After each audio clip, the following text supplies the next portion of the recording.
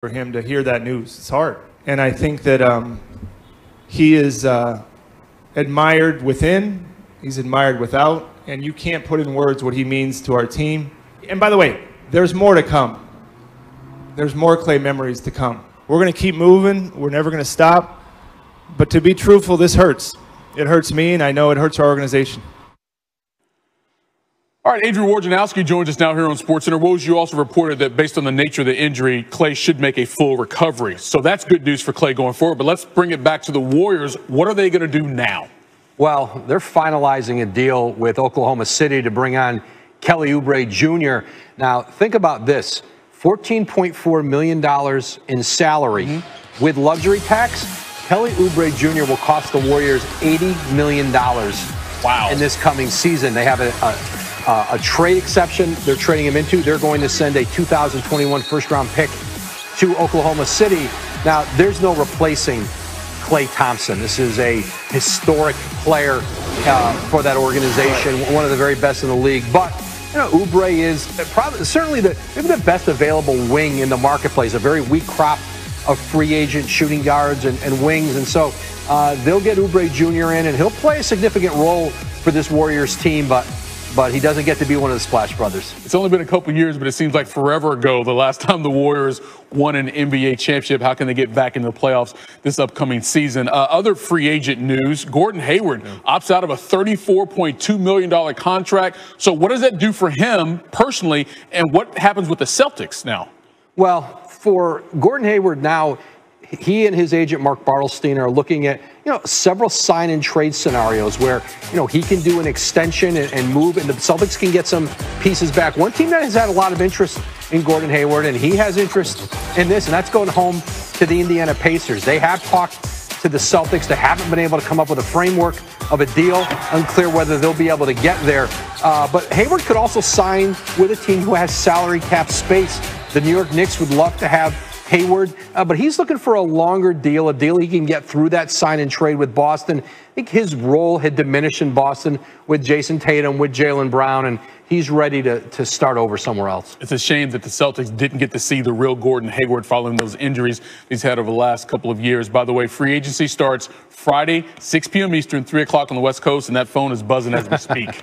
Once again, our top story here on SportsCenter, Klay Thompson has a torn Achilles in his right leg and will miss the upcoming season. He was coming off a torn ACL in his left leg, which forced him to miss this past season. The 30-year-old suffered the Achilles injury yesterday while working out with other NBA players in Southern California. NBA free agency begins tomorrow, and Gordon Hayward will be available. The small forward decided to opt out of the final year of his contract with the Celtics, which was worth $34 million in that final year. Hayward never lived up to his potential in Boston as he dealt with injuries throughout his Celtics career.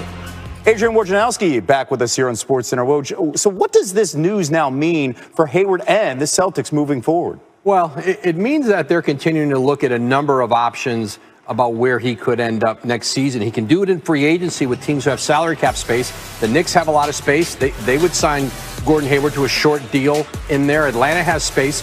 But sign and trade deals where his agent, Mark Bartelstein, is talking with teams around the league who don't have cap space but could work out a player trade with Boston that makes sense. And then, he could negotiate an extension and do that beginning at 6 o'clock tomorrow. All right, staying in the East, Knicks fans, we've got some optimism here. How about a guy named Obi Toppin falling in your lap with that 8th overall pick last night? And many were surprised he was there. And then the Knicks continue to make moves, parting ways with 6 veteran players. Combined, the moves will free up more than $40 million in cap space, including the purge of Todd Gibson, Elfrid Payton, and Bobby Portis.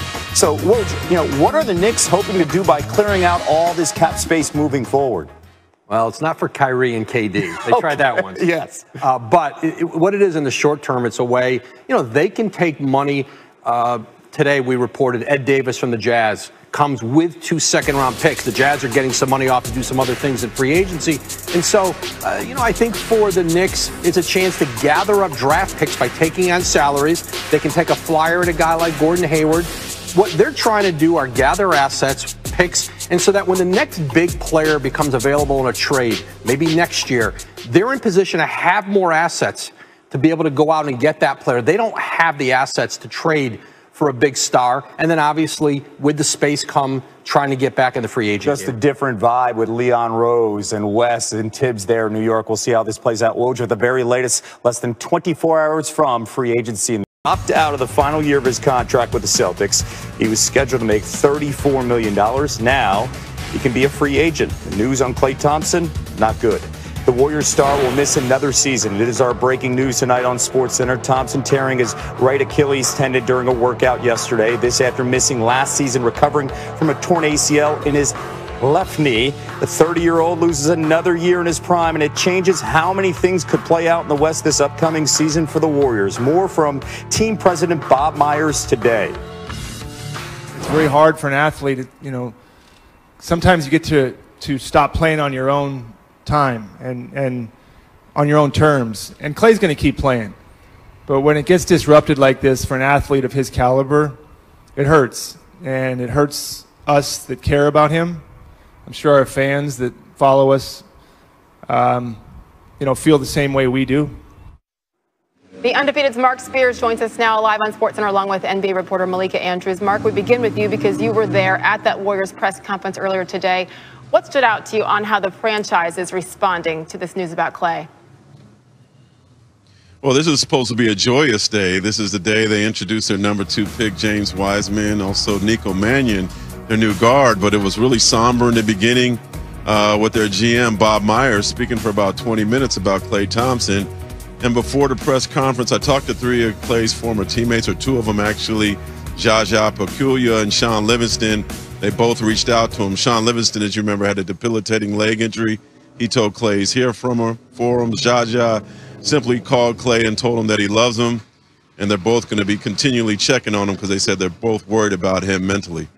It truly is a family atmosphere within that Warriors organization. Malika, let's check in with you because I know you've been talking to people from around the league when this news broke about Klay and the Achilles tear. What are you hearing? Well, Sage, as you and Mark know, Klay Thompson is a beloved fixture around the NBA. And so I talked to one All-Star who said that he knows that Klay isn't necessarily known for showing emotion, but he cannot imagine how much this hurts. I talked to another coach who just said that it is sad. I talked to one Warriors staffer who said that it is, quote, devastating. This is rattling the league a little bit. There was a lot of expectations that the Warriors were going to be back. This is a player that they wanted to celebrate. They were excited for. And what I keep hearing over and over and over again is that basketball is Klay Thompson's lifeline in many ways. And these players cannot imagine having fought back for so long to make it back to be able to try again after one devastating injury and then is having to go through it all over again. So really, players around the league are feeling for Klay Thompson right now, Sage. You mentioned his emotion and, of course, competitiveness when you think back to when he tore that ACL in the 2019 finals and he went back in and tried to play. They couldn't keep him out. So I